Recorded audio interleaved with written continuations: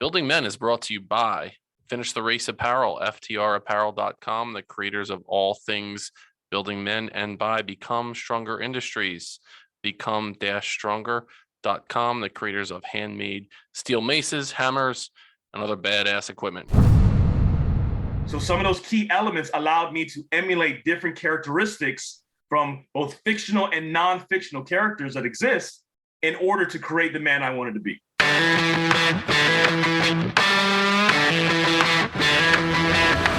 You're listening to the Building Men podcast with Dennis and Anthony Miralda, brothers on a mission to help you become the strongest version of yourself, mentally, spiritually, emotionally, and physically. What's up, brother? Hey, friend, huh? Look at that.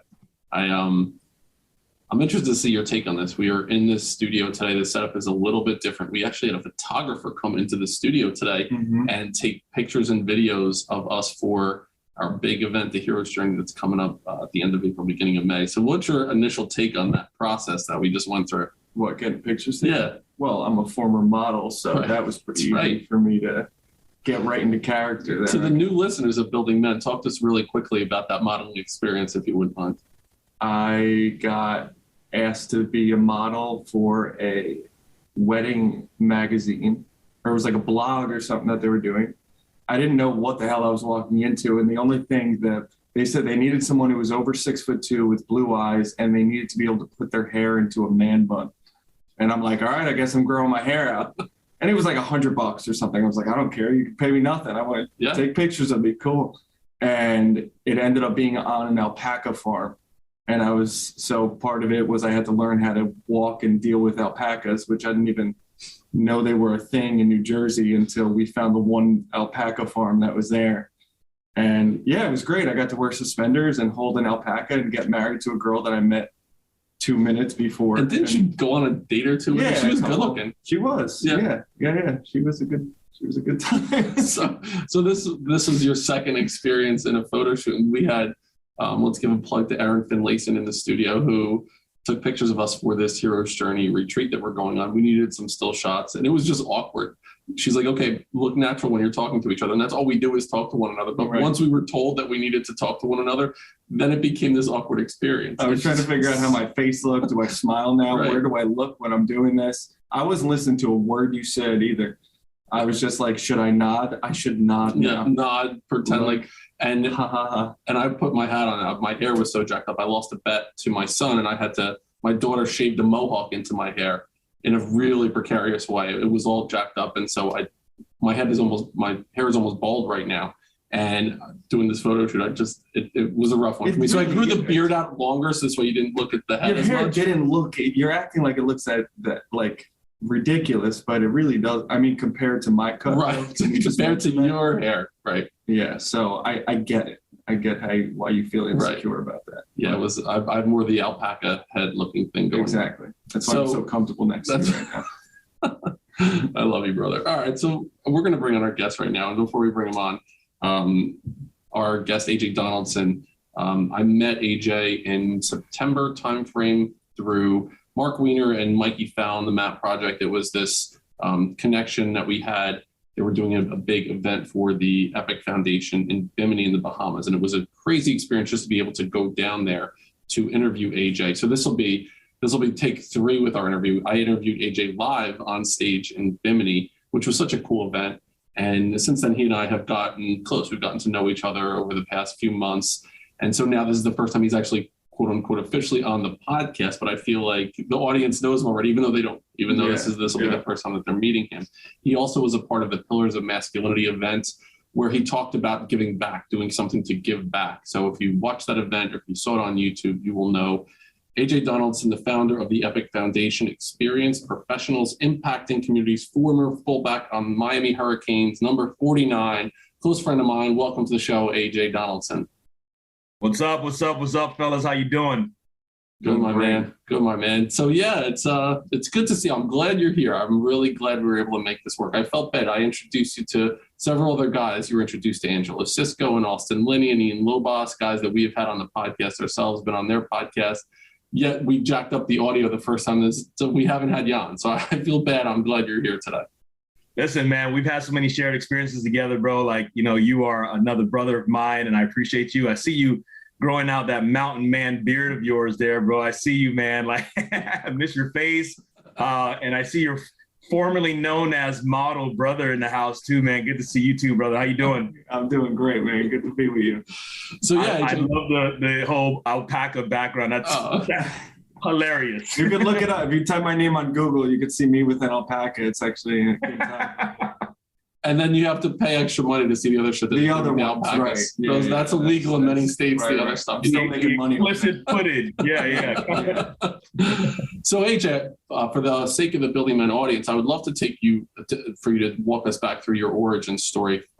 Growing up, you grew up in a single parent family, the way that your mom was raising you. It's such an interesting story. And for the sake of the Building Men audience, I'd love for you to share, how you went from your origin up through, take us through high school into college when you're playing football for the U.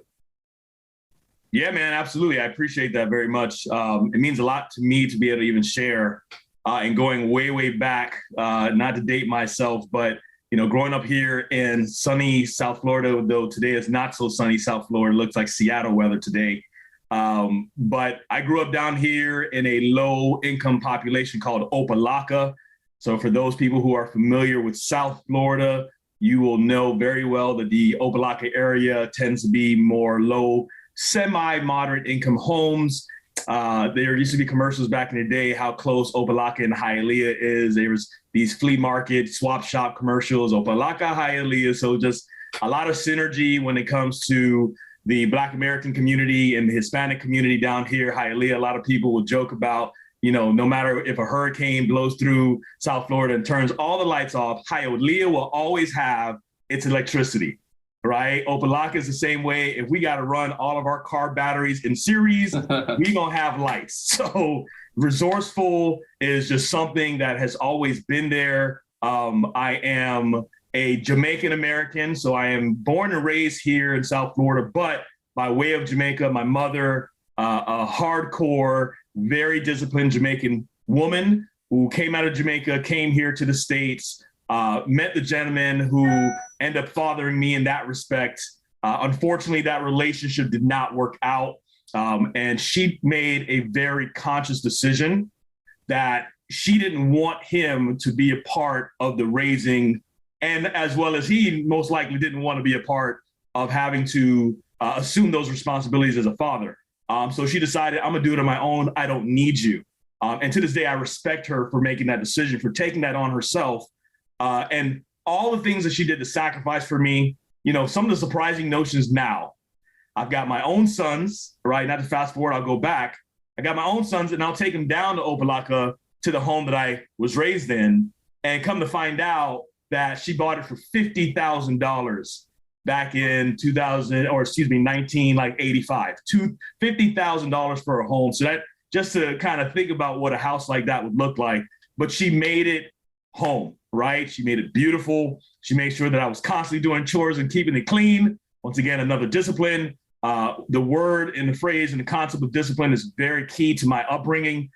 Things like I said, chores and making sure that I was always upkeeping my grades. She didn't play that. You came home with a B, it was hell to pay. We won't even talk about C's, D's, and F's. That didn't exist in my house. You got a B, it's like you failed, and you were going to have, hell to pay when you got home. So you can imagine the type of rigor and discipline in my home. And of course, music.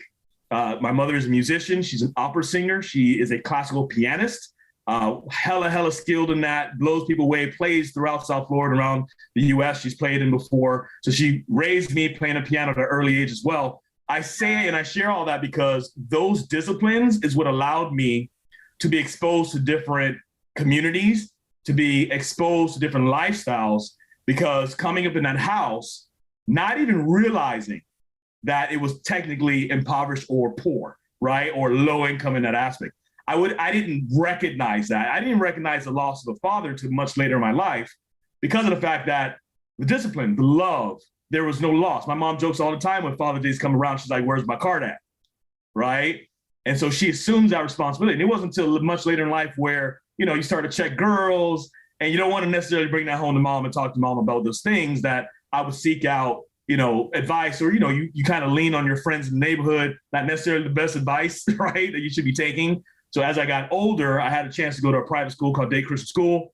Because of my talents, because of my grades, because of my mom's sacrifice to put me through private school education, that's what exposed me to a completely different lifestyle. Both mom and dad present at home, mom not necessarily having to work, right? Dad actually being available, and them still having the resources to remodel the homes. I was exposed to something else, and it made me want and desire more for myself and for my mother in my house.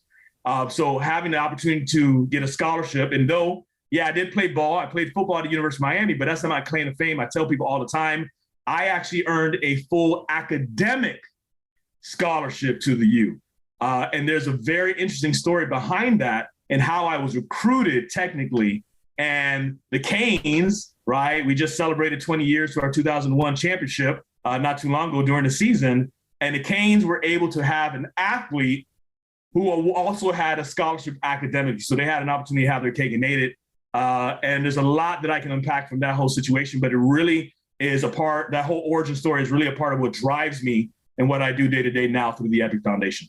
Right. And it's interesting the way that your mom raised you. She served in both roles, the mother, and she helped you identify your sense of masculinity. What were a couple of the lessons that your mother taught you about being a man? You mentioned the self-discipline, the chores, the being more of a Renaissance man. We talked about that at several points. You didn't identify yourself just as an athlete, as a football player. You were more well-rounded. So what were a couple of the other lessons that your mom had taught you about being a young man growing up? Well, outside of the biblical principles based in my mother, the home that I was raised in was very Baptist and Christian based, very religious. That whole concept of spare the rod, spoil the child. My mom took that very serious, to say the least. There was no cutting up. It was funny because I had two different personas, right? And there was value in that because when I came home, I had to come correct. I had to be articulate. I had to enunciate and pronunciate my words. I could not have slang. I could not be cursing, right? That's because of the household I came in. But when I went out on the streets and was playing ball with my friends, it was a completely different persona, right? So that balance and that ability to turn it off and on a drop of a dime on behalf of the discipline I had in my home was key. Another principle that really resonates and kind of segues over to the EPIC Foundation is that you don't complain about something you're not willing to do something about, right? I don't stand around and bitch and moan about things that I have either no control over or I'm not willing to take action towards making it better.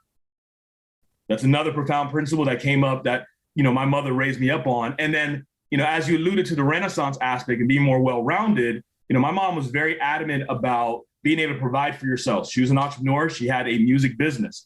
So I was exposed to entrepreneurship at an early age. And even she threatened me. She's like, I better not ever see you working at a McDonald's, a Burger King. Again, nothing against those who have worked at McDonald's or Burger King or Publix, great organizations. But she was adamant that all the talents and disciplines, more than anything else, that she developed and that I developed would be able to pay my bills without having to default to a minimum wage job. The role models that you had then, were there masculine role models that you had, either athletes, people in, celebrities, men in the community? Who were the role models that you had that helped you then identify, taking the lessons that your mom had taught you and saying, okay, this is what it looks like, sounds like, feels like as a man? It's a great question. So, first and foremost, in my younger years, growing up in my mother's home, she went to church. It was church on Sunday, of course. It was like Bible service on Wednesday. It was youth service on Friday. It was choir practice on all the other days, right? So I grew up in that environment. And some of those pastors or youth pastors, those who had the personalities that resonated with me, I would kind of lean towards seeking that mentorship from them, right? And depending on the individual, I would either seek mentoring from that individual or I would stay away from the mentoring that individual wanted to provide because it didn't fit with what I wanted to build as a character, as the persona, as the personality of who I wanted to be, who I saw myself becoming. I joke about this. We were reading a book the other day where you talk about some of the fictional and non-fictional characters, right? So that would be some of the non-fictional characters. But even some of the fictional characters, I mean, dude, I love Batman. Batman, I thought was one of the coolest, characters ever. When it was Batman versus Superman, Superman got his ass whooped, right? And the reason why, or the biggest part of that, is that Batman used his head, his intelligence, his drive, his passion, his motivation to be an alien that was stronger than anything that was ever known to man. He used his wits. Think about Batman, from the trauma, from the loss of his family, that crisis that befalled him, he took that wealth, stripped himself, if you see some of the movies, stripped himself down to poverty and became a student, a mentee of different masters, right? And that was what I identified with. I wanted to find people that were amazing, that were incredible, that were great at certain things. If it was public speaking, right? If it was being an athlete, right? A football player, a musician, a ladies' man, right? Any of these things that I saw in somebody, I would emulate. I would pay attention. And this is another principle my mom raised me in, and this is an old school Jamaican thing, is the kids are simply seen and not heard, right? That's old school. So it taught me the discipline of shutting my mouth and listening and paying attention. So some of those key elements allowed me to emulate different characteristics from both fictional and non-fictional characters that exist in order to create the man I wanted to be. Did you find that you were, because you grew up in a household that was, your mother held you to a high standard, it was a kind of strict environment that you were in, as a young kid, did you find yourself being combative, like wanting to go against that all the time, and like finding that, because now you could look back and see all the value in it. But when we're kids, right, and you see somebody else who their parents are just like, they let them do whatever the hell they want, they can stay out late. I see it now why it was important that my parents did that. But before, all I wanted to do was go against it. So at the time, was it kind of like, would you go out and completely go against that, or be somebody completely different and, sort of live in this world where you're sort of like pushing it constantly and seeing, especially being around different people come from different backgrounds? Yeah, man, absolutely. No doubt. I mean, it's all a part of our growth process, right? When we go from our adolescence and childhood into, this teenage years and rebelliousness and just kind of, sharpening your teeth and trying to become more gritty and so forth. Of course, there are a lot of those things. Now, out of respect and even a healthy fear that I had in my home, I knew there was a certain way, like I said before, I had to show up when I was in her home. But once I was not in her home, right, it was different. As I transitioned into college, where I thought, beat my chest, I'm a little bit more bigger, stronger, faster, right? At the University of Miami, took great pride in back in the late 90s, early 2000s. It was interesting, the dynamic of wanting to do what I wanted to do because I thought I was already grown, right? But then at the same time, recognizing that I am still a dependent. Like, I can't go out and go buy my own house. But if I'm on campus and I can live on campus, I can show up differently. So, for sure, even the example of my mom sucks at math. I'm an engineer, right? So those gifts, right brain, left brain, some of the skill sets and talents that came out of music, but I'm not a concert pianist. I can play the piano, right? And I did what she told me to do, but it's not something that I wanted to become, right? And then, finding more spiritual approaches to life versus being so hyper religious. I used to joke all the time, my mom, if I sneeze because I'm, cleaning the house and dusting or something like that, my mom rebuked the devil. And I'm like, it's dust, like, calm down. You know what I mean? So being able to process independently on my own, having my own process. But absolutely, there was always that rebellious stage as to, well, what mom doesn't see won't kill her, right? And I'm at the U and I'm drinking and I'm chasing tail and I'm doing all things. Mom was not about that, but as long as she didn't know, my life was safe. You know what I mean? Yeah. Before we get to the you and your experience there, I'm wondering the lessons that you took from mom and the other mentors, how many of those lessons are you then translating onto raising your own children? Oh, dude, that's huge. So the foundation is there. I will always accredit my mom for that, but I recognize, especially when I got married, my wife and I got together we got married about 11 years ago. We were dating probably 6-7 years. It took me a long time in courting this young lady to finally, pop the question because, she had a child. And I couldn't help myself but gravitating towards trying to help her raise that child. We were all friends, we were in a group, there was a friendship there, there was love there, but I was so adamant about trying to help her raise this young boy because I saw myself. I saw my single mom and I saw me.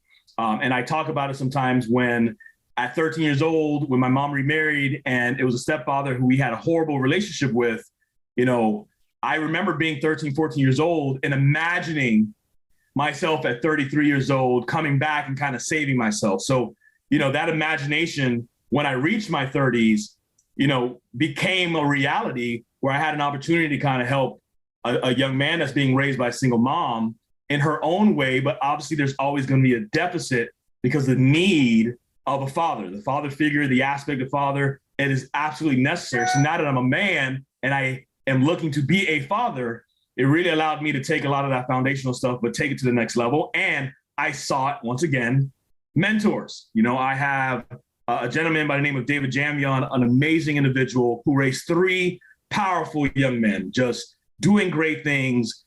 They always had all the superlatives and all the accolades and all those things coming out of high school. So I remember seeking him out. I'm like, dude, maybe I'm in over my head. I don't know. I've never seen a relationship work before. I've never seen a man and a wife, a husband and a father. I've never seen that work, but now I'm getting ready to venture into a marriage and trying to be a father at the same time. How the hell do you do this, right? And I would seek advice, right? Things like being able to apologize to your son. What? My mother, I've seen my mother cry probably twice in my life, number one, right? And best believe my mama ain't never apologized for me for a damn thing, right? So to have a man who raised incredible boys, young men, say that as a man, you've got to show them that you're not perfect. And when you have to come down on them, if you end up having to discipline a child and maybe you did out of anger and frustration, right? And you didn't actually discipline in the right way. You've heard the phrase before, discipline without love can be considered abuse. So being able to follow up and say, I'm sorry, I love you. Do you understand why I was upset? And really helping that child to develop their own process. These are some of the things that I took from other men in my life who were raising their kids as well. I'm wondering how many times has Dad apologized to you? Yeah. I'm trying to think if I've ever heard him apologize. Well, it's funny when you're talking about this because that exact statement that you just made right there is the reason why most men or anybody in general has to go back and revisit their inner child because they never got those words from their parents growing up. They never told them, they never let them have a voice. They never felt heard.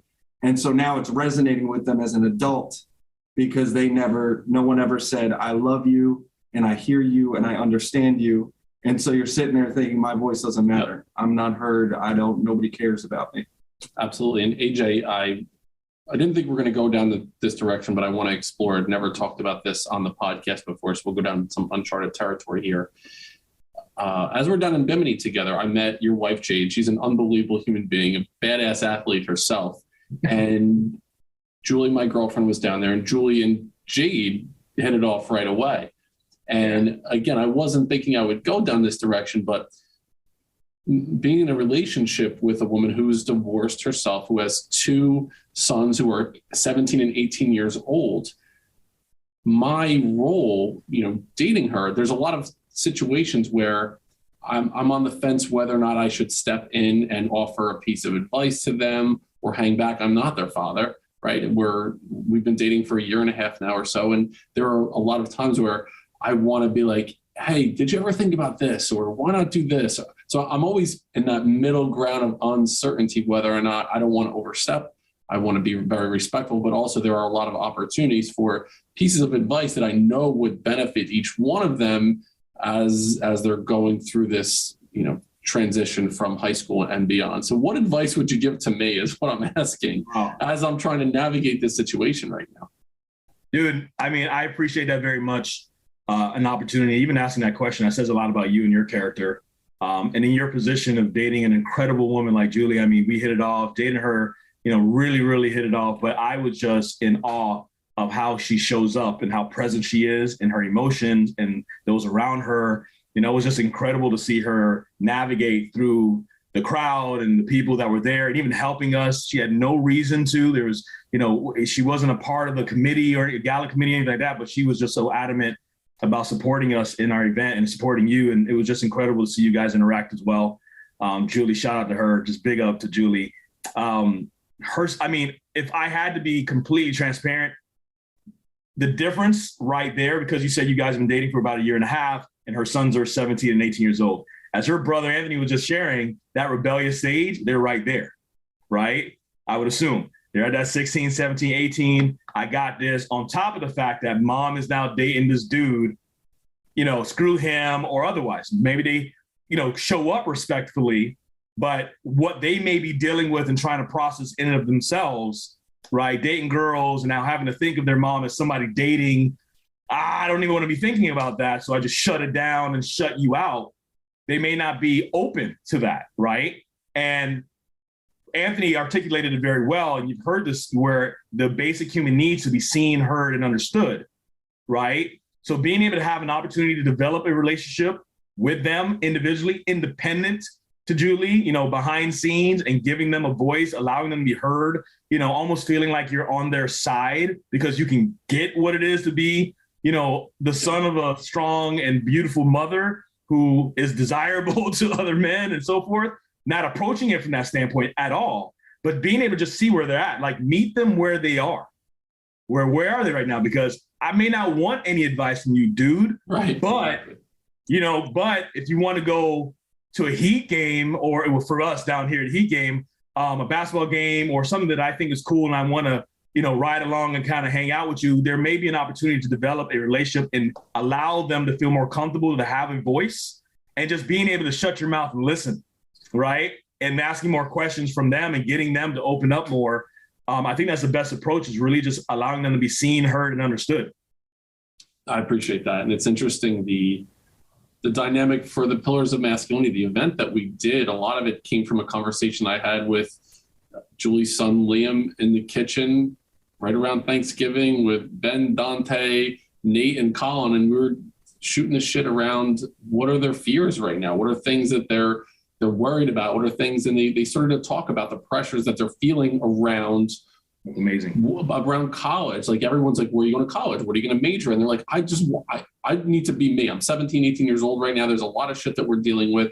And I said, let's move Building Men in a direction. Let's give some advice to young men right now that are struggling in a specific area. There's a ton of mentors that we have out there that can offer this piece of advice that can help young men that are struggling in one aspect or another of their life, and to know that there are men out there that have gone through the similar things, and a piece of advice that they might give.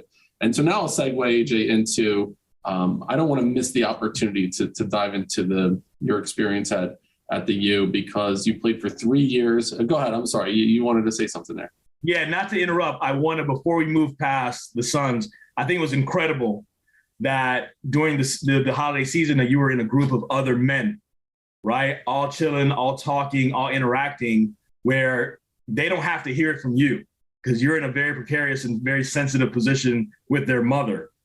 But these are your friends. This is your circle. These are your groups of people. So they may be articulating some of the same things that you have had a chance to dialogue. Why do I say that? Because a lot of times when we're too close, just like in some of these cop series, and you hear, hey, you're too close to the situation to really know how to judge it, right?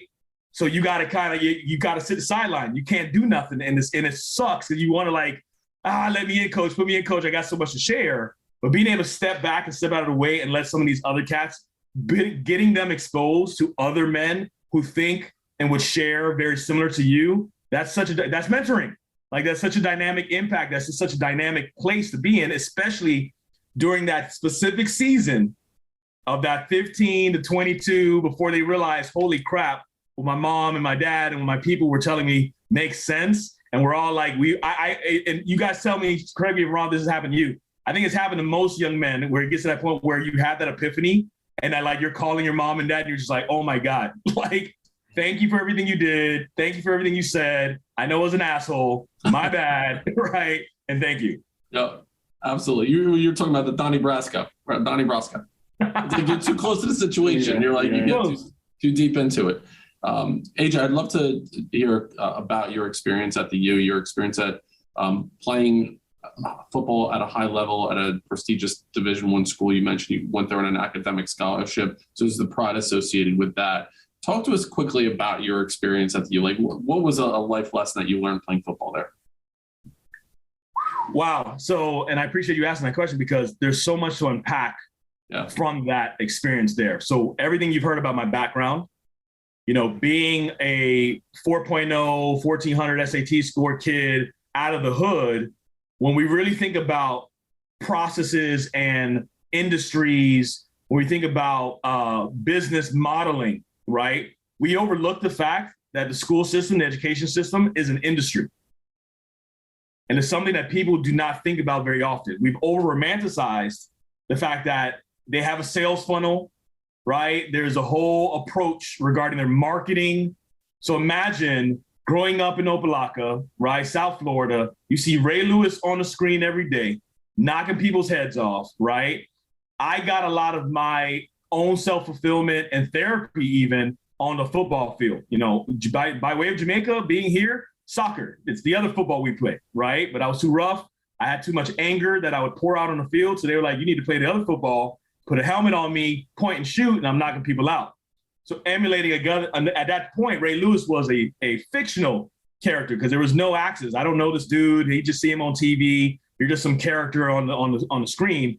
But having an opportunity when I got that letter from the University of Miami, right? Because when you look at my transcript, when my name and all my information from football gets entered to this portal, they're like, holy crap, we can get a football player onto our campus without giving a football scholarship, right? So that didn't dawn on me till much later. But that process, they won purely based on popularity. Dude, I had stacks of offers, you know, being all state, all conference, all the accolades, the Renaissance aspect, the transcript that I had. Every university in the US wanted to be at their school because it was going to make them look good. Reason why UM beat everybody else, because it's popular. I'm a Miami boy. I'm 305, orange degree, and I'm like, holy crap, I get to go to the same school. I get to play on the same field that Ray Lewis played on. I didn't even think about nothing else. And I didn't have the guidance. I didn't have a mentor because my mom couldn't have told me any different, right? At that age, at 17, 18, I applied. I did everything by myself. I didn't have anybody who cared enough about me and that I cared enough about to actually hear from them that said, hey, you may want to open some of these other envelopes and look at what these offers look like. I was stuck on stupid. I'm going to the U. That's it. But to say that I went on a full scholarship, but yet, and played football for 3 years, yet left the U with $60,000 worth of debt. And why? Just because they were more popular than everybody else, but because I didn't have the guidance or the counseling to understand that they were recruiting me into a program that they were experimenting on called music engineering at the time. Because I had the music and the math, they just threw me into this program. They didn't check my personality profile. It didn't matter. It wasn't about serving me. It was about serving them and their programs, right? So I get stuck in this program where literally, and if you go back in history and even look at news, and I don't know if they still have this stuff publicized, but people were committing suicide undergoing this program. Because imagine the quirkiness of a musician, right? The perfectionist with it that exists in a musician versus the desire to achieve as a mathematician, putting those two together and then having them stuck with 21 credits a semester. For those of y'all who know how that works, it is almost an impossible feat. And mind you, some of these classes were 1 credit. So you're not talking about 6, 7 classes that happen to equate to 21. You're having to do 8, 9 classes a semester and having to do some. It was an impossible feat, right? To the point where they just continued that program a couple years later. Says something. So you experimented with my life. Then now while I'm at the U, they purposely sought me out at the wellness center. They sent players who I was seeing on TV to say, yo, why aren't you playing? You should walk on. Come talk to Pete Garcia. This was all a ploy. And I'm just blind leading the blind, stupid, like excited, like, man, these guys want to talk to me. This is so cool. And have no idea what the agenda is. And it's not serving me whatsoever. And I go out there, you end up that first year being the GPA booster, right? You're not really playing. You're like 5th string. Your number's 111. right? You don't know if they're going to cut you at any time, right? And you know the way they used to cut people? You would just come into your locker from practice and everything was cleaned out.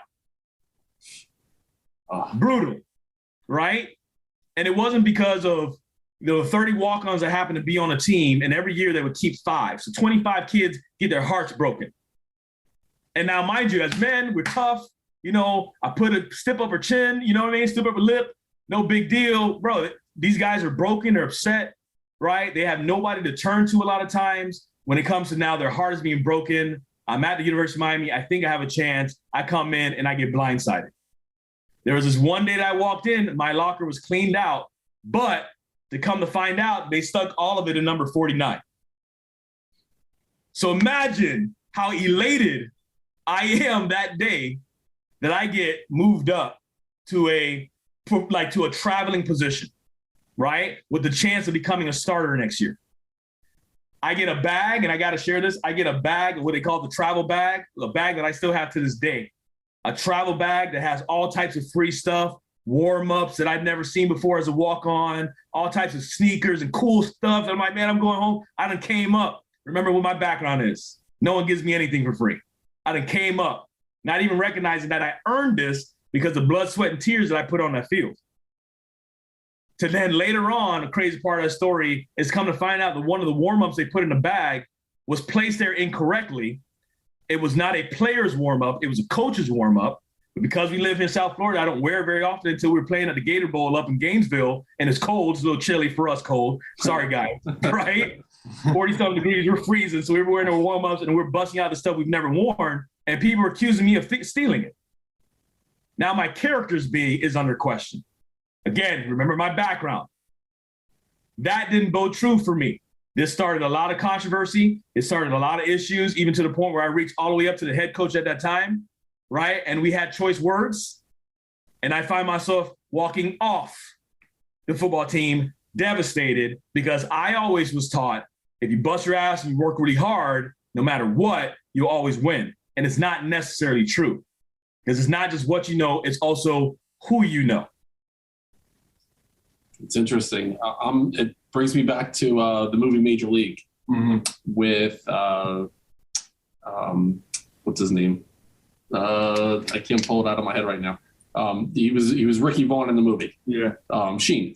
Charlie Sheen. Oh, Charlie Sheen, and the way that they cut him was they put a little piece of paper in the locker, and Snipes, Willie Mays Hayes in the movie, he would like sneak by it. And it was Roger Dorn that was fucking around with Ricky Vaughn. He didn't really get cut, but I'm thinking how traumatizing that is as a player when you go to your locker and everything is gone. It's such you're thinking about that system. moment all the time too. Like, is this going to be the day?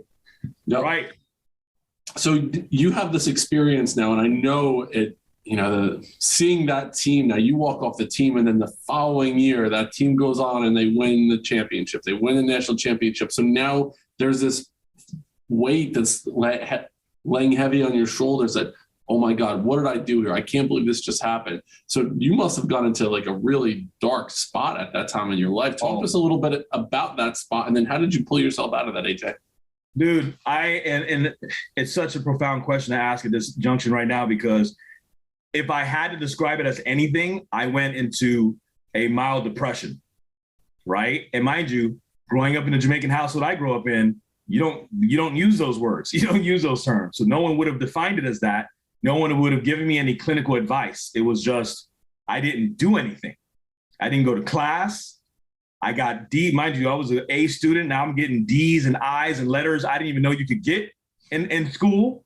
I am at home eating. I am watching TV for 8-9 hours a day, sleeping for the other 10, 12, 14. I was for all intents and purposes, I was clinically depressed. And this lasted for almost a full year. It was about 10 and a half months of my life that I was just doing nothing. And I gained a whole bunch of weight, right? And Anthony, Dennis, under this layer of muscle now, I've got this layer of muscle, but now it's turning into fat, right? I'm getting a lot heavier. I'm still eating like I play football, right? But I'm not working out nowhere near to that level. And dude, this is exactly what has driven everything I have done for my community, everything that we've done for every student and every child that we've ever come across is because the one thing that pulled me out of that depression was mentoring.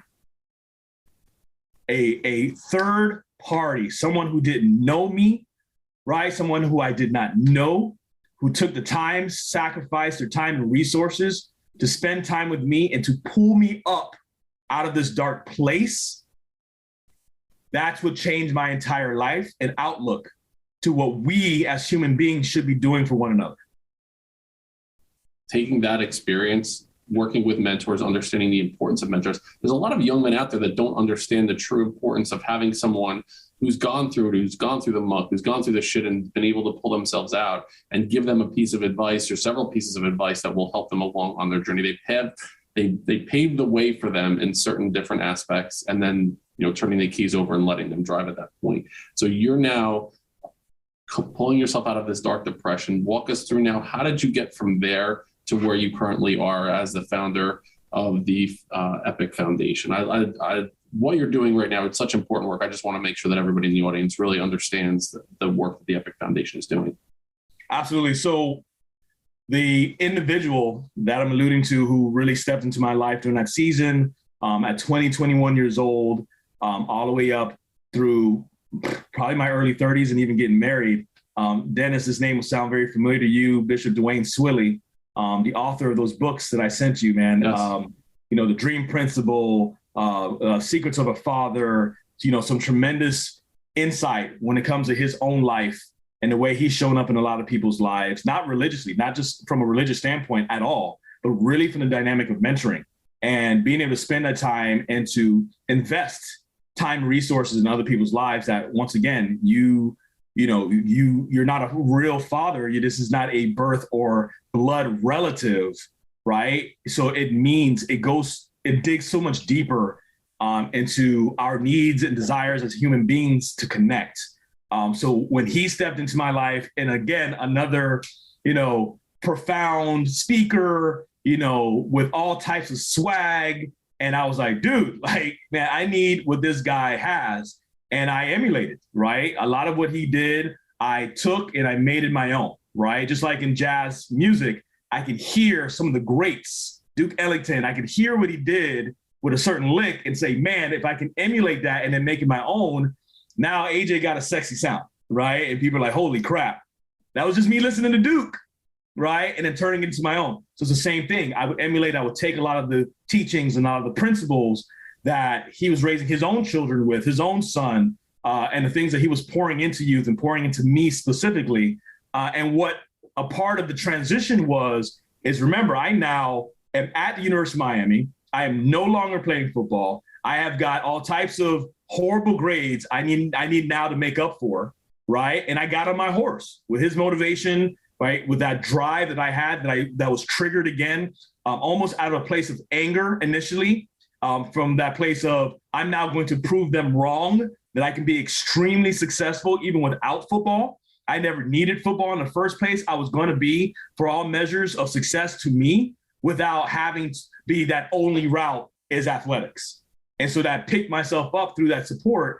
And I just started finishing my degree. Now, as an engineer or getting an engineer degree, I had such a horrible experience in trying to now make up for the time lost, because you don't have, you know, at least back in those days, you don't have a lot of engineers playing football, right? So there was a lot of prejudgment even when I walked into a engineering class in my football warm-ups or football gear, and they're like, man, what the hell are you doing here? Right. We don't have engineers. We don't have football players in these engineering classes. Go over to poli-sci, go over to the business school, do something else. Like, that's not how this works. And once again, chip on my shoulder. You can't tell me that I can't do something. I'm gonna do it. Like, what you mean, right? So it would push me and it would drive me to prove people wrong.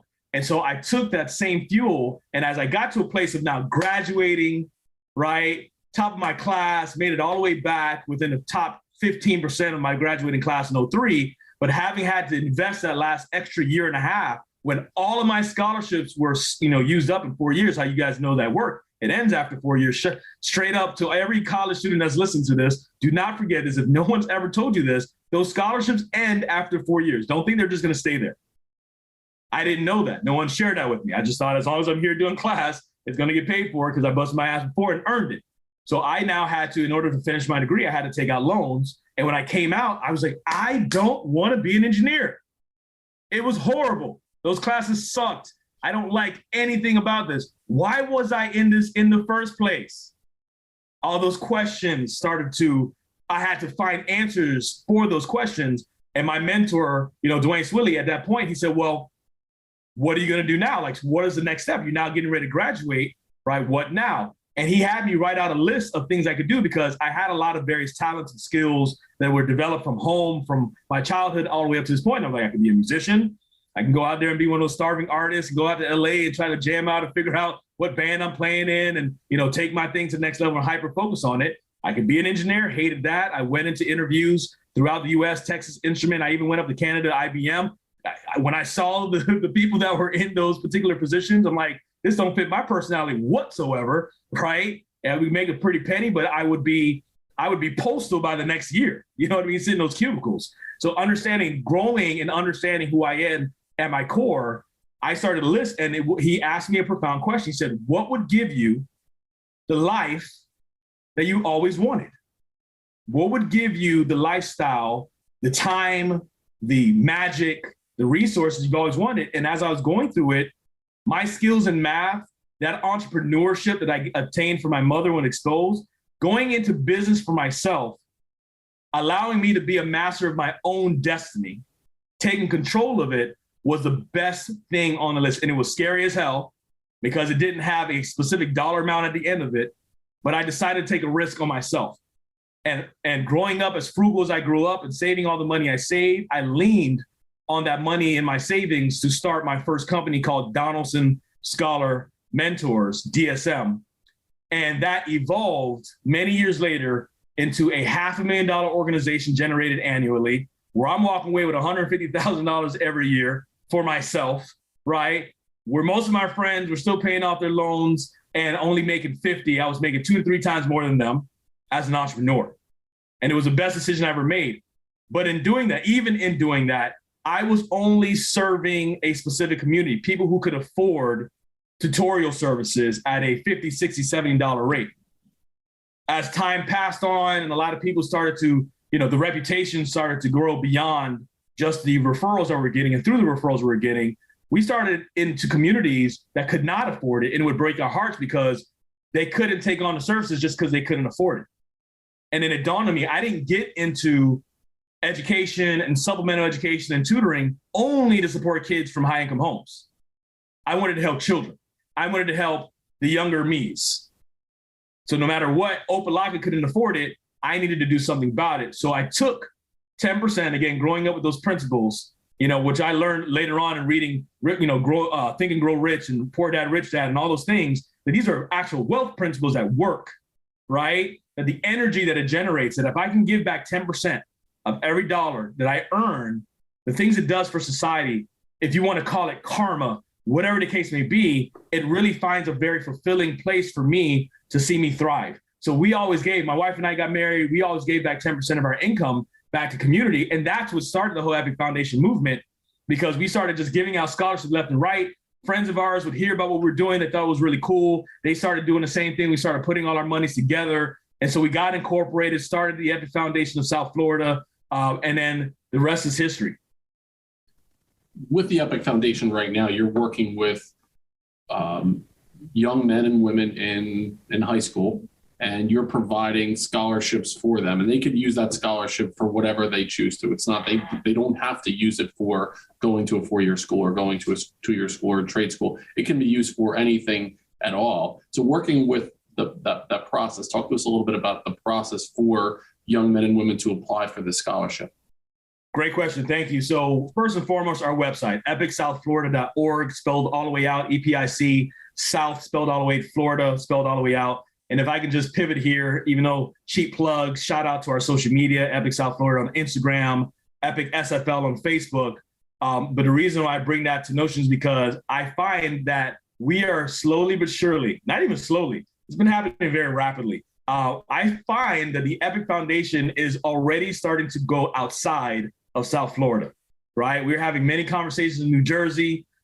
with organizations like Building Men and all of these other nonprofit organizations that exist out there. There are a lot of financial management organizations, just profound businesses that have a heart for the community and want to see the community bettered and are looking to invest in a nonprofit organization that can really organize all of their efforts. An overarching goal for the EPIC Foundation is just that. We're not looking to reinvent the wheel. We've got 3 focus areas, right? And Dennis, as you mentioned, it's scholarships and financial aid, number 1. Why is that important? Well, I learned from my mentor that people don't care what you know until they know you care. So being able to show up for a child from a low-income home with a single mom and or dad who does not have the resources to get the things that they need, where educational equity is not actually delivered, for us to be able to show up on their behalf is profound. I'm not coming here to tell you what you need to be doing. I'm coming in here first and foremost to help you, to show up with you. A lot of these kids that come from traumatic backgrounds, when we just show up at the door, one of these big old checks for $1,500 as just an initial investment, their minds are blown, their hearts are touched. And at that point, we are allowed, we are permitted to then provide them any mentoring that they may need, which is our second focus area. So we start with scholarships. And let me give you a little bit more background. The neighborhood I grew up in, there was one strip that was family oriented and everything else around us was drug dealers and dope dealers. And the things that I witnessed at an early age of 6, 7, 8, 9 years old, just playing kickball in my neighborhood and seeing the dunks, hearing the gunshots, seeing the drug transactions and witnessing the things I witnessed. You know, one thing that I always noticed that resonated with me and kept all the way through the EPIC Foundation? You know what the drug dealers and dope dealers do with those boys in the neighborhood when they don't have a father and they don't have the money to be able to provide something? They break them off a little money. And that's the kind of impact they make. Yo, kid, here's $100, go get you some J's. That impact works. A lot of those kids then emulate that same behavior because that's the only way they can see to be able to make the money that that guy has, that my mom doesn't have, that I don't see in my household. So even though that's a negative connotation, we can turn it for good and provide an investment in these kids' lives so that they can continue their path to success. Be it if it's a 4-year degree, be it if it's trade school, we have emergency funds. During the COVID pandemic, distance learning, we had to be buying and paying for laptops because a lot of these kids, especially down here in South Florida, got overlooked completely.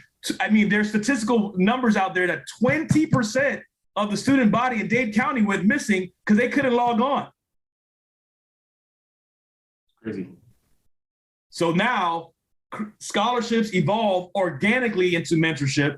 And dude, I'm so excited for this year because all these corporate sponsors have backed this. Dennis, you've had an opportunity to even meet some of them. Draft Pros Inc., Brian Law, all these organizations that have a heart for the community, they are now helping us to carve out career pathways. Scholarships, mentorship, and career pathways is the way the EPIC Foundation sees a child go from student to success. And one day we'll be able to help kids go from cradle all the way to career.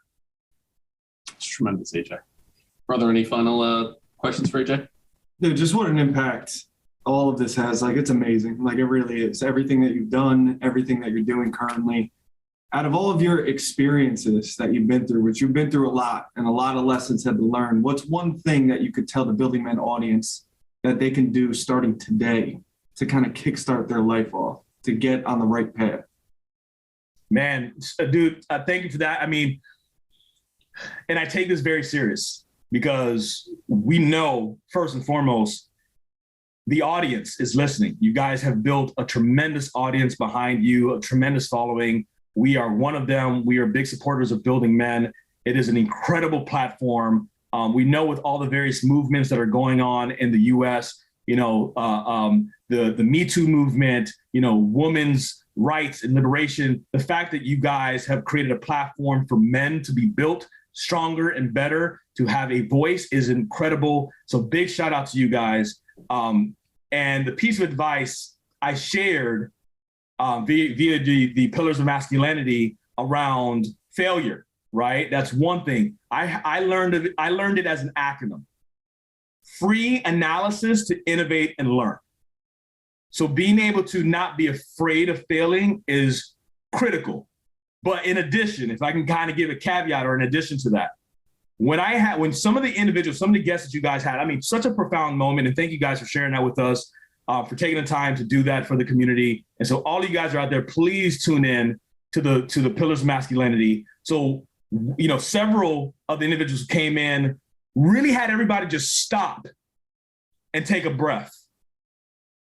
And that was so huge because we're preparing for this, this podcast, and people are thinking about what they're going to share. And just being able to stop and take 3 deep breaths was so profound for me. And I was mentioning this to you guys offline, how I found yoga, and it's been incredible for me as a former athlete, dealing with all the injuries I've dealt with. But the breathing techniques that I've taken from that has resonated, has gone across the board for me being a father, for me being a husband, me being a businessman, me being able to deal with life day to day, me being a son, dealing with a mother who has cardiac heart failure right now. I have been able to navigate my life with much more peace because I can stop and I can breathe. And even in that time of breath in my mind internally, I am just clearing my head or reciting different affirmations. Just different affirmations that I am talented, I am a great man, regardless of my mistakes. No matter my mistakes, I am still an incredible human being. I am thriving to be better every day. And always remember that it doesn't matter how many times you fail, it just matters how many times you get up. It's tremendous. Free analysis to innovate and learn. I haven't heard that one yet. I absolutely love it. And I also wrote down AJ's got a sexy sound. Oh, yeah. We knew that. Big takeaways from the podcast. So you mentioned where we can get in touch with the EPIC Foundation, all the different channels that we can find you, your website, your Instagram, your Facebook group, and we'll put all that in the show notes as well, along with a link to download the Pillars of Masculinity event. It's up on YouTube. AJ did a phenomenal job. He was one of the closers of the show. He was one of the last to go, and it's such an important message that you did. We truly appreciate you being along on this journey, your support of building men. And EPIC Foundation is going to be something that is not just geographical in nature. It's definitely going to be something I can see it happening already, that it's not just going to impact young men and women in South Florida. It will be across the country and then across the world. It's just, I believe wholeheartedly in you as an individual at the forefront of this movement. And those of you that are listening that has an ability to help out in a charitable sense, reach out to AJ Donaldson, reach out to the EPIC Foundation, follow along with what they're doing, show them some love, because it really is, you are a transcendent, transformative human being. And I truly appreciate you. Thank you, my brother. It means a lot. I appreciate it. I know I keep good company, man. So thank you to you guys. Stay tuned, stay close. I know we're going to do a lot of big things together. And just from last year already, what we were able to do in Bimini, Bahamas, man, people are still talking about it to this day. And the best is yet to come. They have no idea how much more we're getting ready to do together. So thank you, fellas, for this time. Our pleasure. You'll find a Building Men. It's building.men on Instagram. buildingmencoach@gmail is our email address. Our website is buildingmen.io. We have 2 sponsors: Become Stronger Industries, the creators of handmade badass steel maces, and Finish the Race Apparel, where you can find all things building men. We have our 4-day, 3-night men's retreat in Lake Tahoe, California, called the Hero's Journey, alongside Austin Linney and Chase Tollison. It is April 28th through May 1st. Check out that information below as well.